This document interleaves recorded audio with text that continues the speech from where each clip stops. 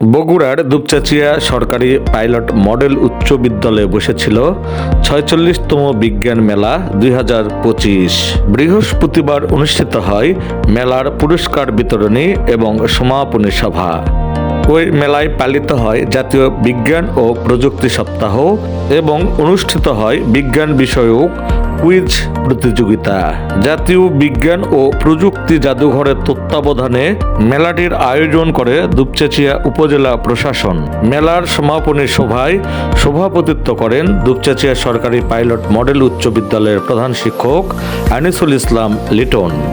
সভায় প্রধান অতিথি হিসেবে বক্তব্য দেন দুপচাচিয়া উপজেলা নির্বাহী officer Shahrukh Khan. Academic supervisor Mahmudun নবীর সঞ্চালনায় সভায় আরও বক্তব্য দেন দুপচাচিয়া থানা অফিসার ইনচার্জ ফরিদুল ইসলাম, দুপচাচিয়া উপজেলা বিএনপির সভাপতি মনিরুল ইসলাম খান স্বপন, অতিরিক্ত দায়িত্বপ্রাপ্ত শিক্ষা অফিসার রুহুল আমিন এবং অধ্যক্ষ রঞ্জন কুমার প্রমুখ। পরে বিভিন্ন স্টলের মধ্য থেকে বিজয়ীদের মাঝে পুরস্কার বিতরণ করা হয়। সন্ধানে ডেস্ক, দুপচাচিয়া, বগুড়া।